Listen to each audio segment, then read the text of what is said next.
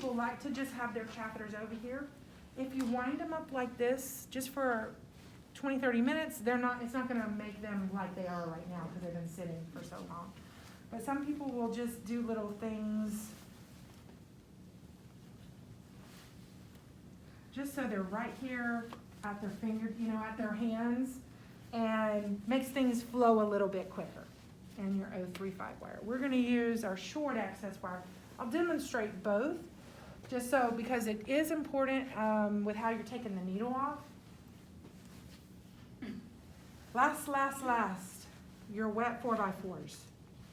So you'll want to get you some wet 4x4s. Most of the time what I do is I'll put them in my waste bowl before I've started the procedure, and then I'll pour flush onto them.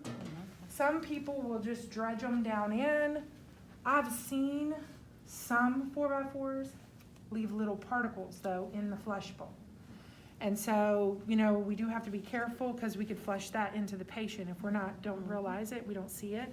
So your best practice is really probably not to dredge them, but I'll see doctors a lot of times want some more wet and they don't ask you, they just turn around and then they just dredge them down in. I've seen some techs that actually will use their 2 small bowls. They'll have one that's clean. You better not touch it unless you're just drawing fluid out of it.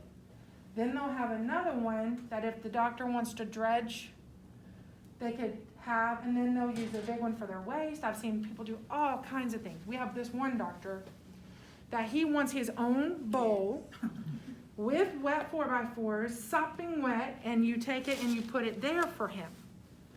And so he has access to them at all times, and he doesn't have to go back here and wet them. So it just depends on the doctor, their little idiosyncrasies that they want. Some people put their flush bowl down here, so they don't have to keep turning around. Some people don't. It's just, you're gonna see a lot of little variations when you get out into the lab. Here's your flush syringe.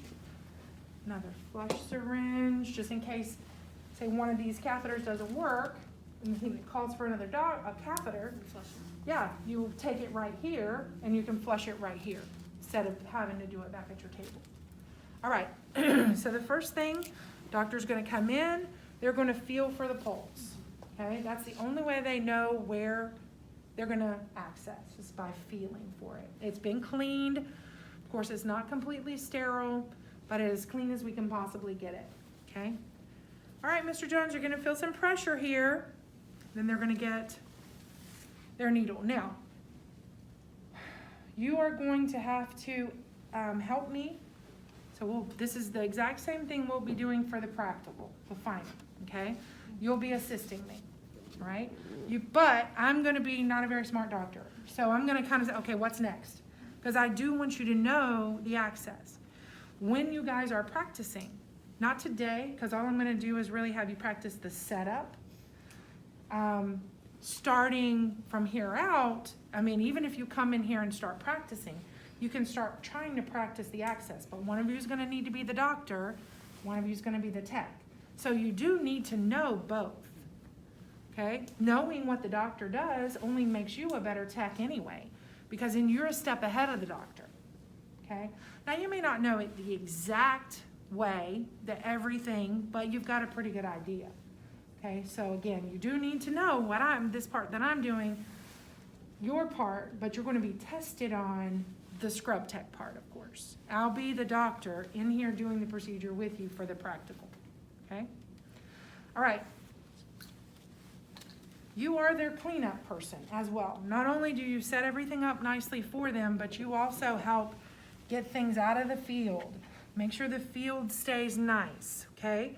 And so you can wait, or if you've got enough time, you can make multiple movements back to the table. So did you notice how when she turned, and I'm just gonna go ahead and make that point now, wasn't anything wrong with it, but if you do have a needle,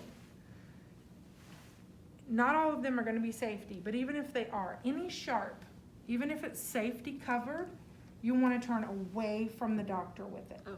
If you're coming back from the tray with a needle, you want to come away from the doctor, because you just never know. You may be turning, and what if I go to the tray?